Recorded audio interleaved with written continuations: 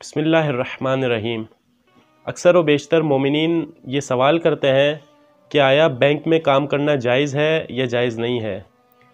अज़ीज़ान गिरामी, बैंक के काम दो तरह के होते हैं। बैंक के जो हराम काम है, जैसे वो काम जो सूदी मामलात से ताल्लुक़ रखते हैं, जैसे सूदी मामलात के दस्तूर को जारी करने की ज़िम्मेदारी लेना, दस्तावेज़ आमादा करना या उन पर गवाहान को मुकर्रर करना, या इसी तरह उन कंपनीज़ के साथ काम करना जो सूदी मामलात के साथ ताल्लुक़ रखती हैं या शराब की तिजारत करती हैं, या उन कंपनीज़ के शेयर्स वगैरह को बेचना या उनके साथ ताउन करना, ये तमाम काम जो हैं वो बैंक के हराम कामों में शुमार होते हैं।